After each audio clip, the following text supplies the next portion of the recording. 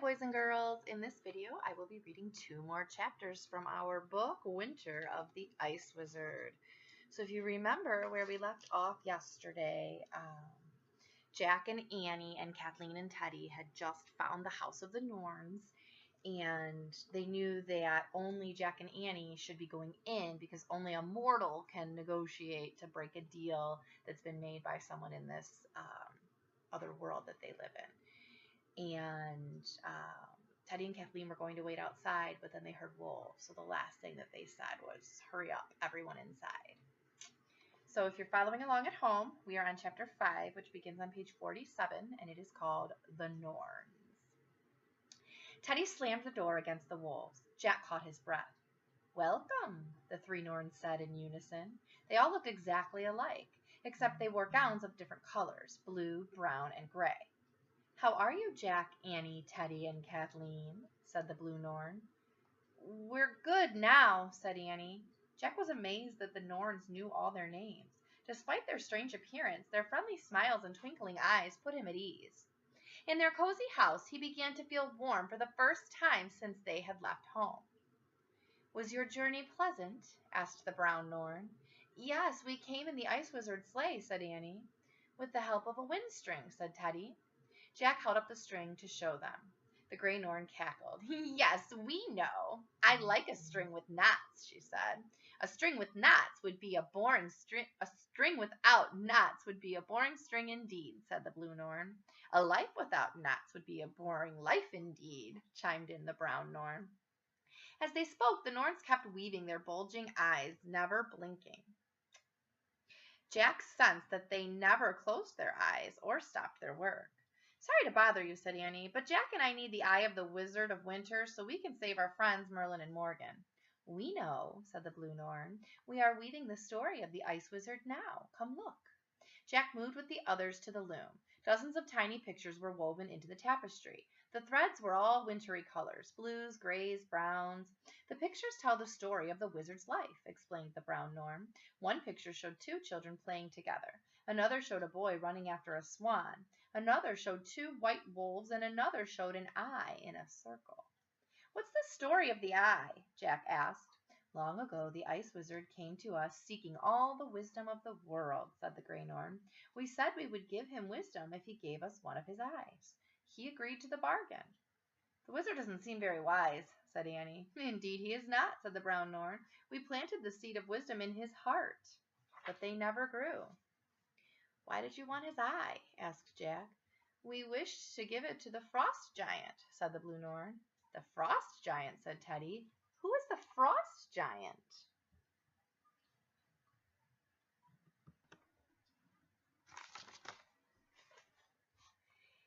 "He is neither magician nor mortal," said the Blue Norn.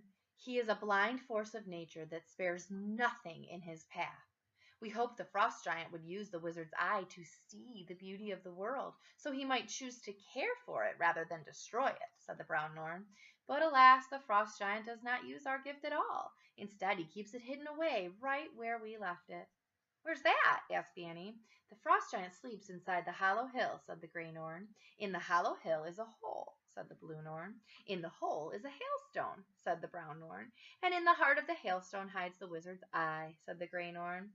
Jack closed his eyes and repeated, "In the hollow hill is a hole. In the hole is a hailstone. In the heart of the hailstone hides the wizard's eye." "Yes," said the Gray Norn, "that is where you must go. But beware, you must never look directly at the Frost Giant. Anyone who looks directly at the Frost Giant will freeze to death at once." Ooh, Jack shivered and nodded. "Well, we'd better get going," said Annie. "Thanks for your help. The Ice Wizard's rhyme tells us to pay you whatever you ask us to pay." The Norns looked at each other. "I like that weaving around your neck," the Gray Norn said to her sisters. "'Tis red like a fiery dawn." The other 2 Norns nodded eagerly. "My scarf?" said Annie. "Sure, here." She took off her red woolen scarf and placed it around the floor near the Norns and loomed. "Lovely," said the Blue Norn. "Perhaps we will stop weaving fates and start weaving scarves." The other Norns cackled. "Well, go now," said the Gray Norn. "Travel toward the North Star. When you reach the snowy hills, look for the one whose peak is missing." Jack and Annie and Teddy started toward the door, but Kathleen stayed behind. "Forgive me, but I have one more question," she said. She pointed to the picture of the swan and the boy on the tapestry. "What is this story?" "'Tis a sad tale," said the Greynorn. "The Ice Wizard had a younger sister who loved him more than anything in the world. One day they fought over something foolish. He lost his temper and told her to leave him alone forever. She ran down to the sea in tears. There she found a flock of swan maidens, and they gave her a white feathered dress. She put on the dress and became a swan maiden herself. She flew away with the others and never returned." "After that the Ice Wizard was never the same," said the Blue Norn. "When his sisters left, he grew cold and mean-spirited. 'Twas as if his sister took his heart with her when she flew away." "That is sad," said Annie. "How will the Ice Wizard's story end?" "You, not we, will determine the threads we weave next," said the Brown Norn. "We will?" said Annie. "Yes," said the Grey Norn. "Our powers are fading. Our plans no longer work the way we expect them to. The Ice Wizard has no wisdom. The Frost Giant has no sight. You must go now and finish the story." The three sisters smiled at their visitors. Their skinny fingers fluttered over the weaving like butterflies over flowers. Jack couldn't help smiling back at them. But then he thought about Merlin and Morgan. He thought about all the dangers waiting outside. "One last question," he said. "What's the story of the two white wolves?" "Oh, the wolves," said the Blue Norn. "Do not fear the wolves. A life without wolves would be a boring life indeed." Her two sisters smiled in agreement. For the moment their smiles made Jack feel unafraid of the white wolves, and the Ice Wizard and the Frost Giant too. "Goodbye, goodbye, goodbye," said the three sisters. Jack and the others waved goodbye. Then they slipped out of the house of the Norns and into the icy night. Chapter 6. In the Hollow Hill. Standing in the cold, Jack felt afraid again. There were big paw prints in the moonlit snow all around the house. "The wolves were here," said Kathleen. "Perhaps we should go back inside," said Teddy. "No," said Kathleen. "We must walk with Jack and Annie back to the sleigh and send them on their journey to the Hollow Hill." "Yes, of course," said Teddy, nodding. As they all headed cautiously toward the rocks, Jack glanced back at the house of the Norns. He wished they could return to its cozy warmth. Kathleen put her hand on his shoulder. "Come," she said. "We must hurry." Jack trudged with the others through the passage in the rocks. When they got to the other side, there was no sign of the two white wolves. The silver sleigh was waiting in the moonlight. Jack and Annie climbed inside it. "Can't you come with us?" Jack asked Teddy and Kathleen. "Remember, you said if we all work together, we can do anything." "Aye," said Teddy, "but what the Ice Wizard said is true. Only mortals can undo a bargain with the fates."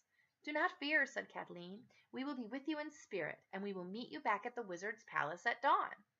"How will you get there?" asked Annie. "I have a few rhymes I can try," Teddy said, smiling. "And I have a bit of sulky magic," said Kathleen. "And we have our wind string," said Annie. "Hasten, then, to the Hollow Hill," said Kathleen. "And remember what the Norns told you," said Teddy. "Never look at the Frost Giant." "I know," said Jack. He pulled out the wind string. He took off his gloves and untied a knot. A breeze began to blow.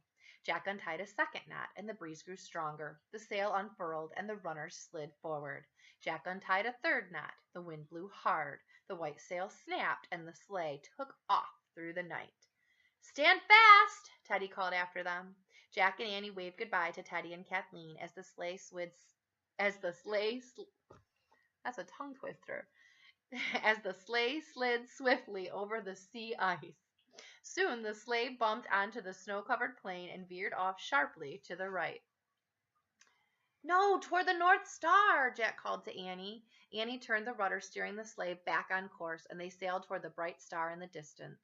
As the silver runner swished across the wind-swept snow, Jack braced himself against the cold. He kept a lookout for the white wolves, but he didn't see any sign of them as the sleigh sped across the moonlit plain. Soon he could see a row of snow-covered hills in the distance. "Look," he said, "there it is." He pointed to one of the hills, the only one without a peak. "Tie her down," Annie shouted. Jack tied a knot in the string, and the sleigh began to slow down. He tied a second and then a third. The wind died down completely, and the sleigh coasted to a stop at the front of the hollow hill. Jack and Annie climbed out. Jack looked up at the steep white slope. "How do we get inside?" he said. "I don't know," said Annie. "How do you think the Frost Giant gets inside?" "Oh, the Frost Giant," said Jack. He really wished Teddy and Kathleen were with them. He felt as if part of their team was missing. Annie seemed to read his thoughts. "We can do it," she said. "We have to. For Morgan and Merlin." Jack nodded. "You're right," he said. They studied the hill in the moonlight. Up there. Is that an opening? Said Annie. Maybe, said Jack. Let's climb up and check it out. When they climbed a little way up the hill, Jack could clearly see a break in the snow-covered slope. Let's see if it leads inside, said Annie. Wait, what about the frost giant? Said Jack. I have a feeling he's not here right now, said Annie. We'd better go in and find the wizard's eye before he comes back. Okay, said Jack, but be careful. They scurried farther up the slope. When they came to the opening, they stepped through the huge crack into the hill. Jack and Annie found themselves on a ledge above a deep, round hollow. Moonlight flooded through the open hilltop. At the bottom of the hollow was a flat spot, where it looked as if the snow had been blowing in circles.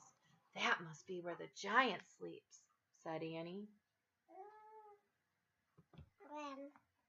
Yeah, it's probably where he hides his eye, said Jack.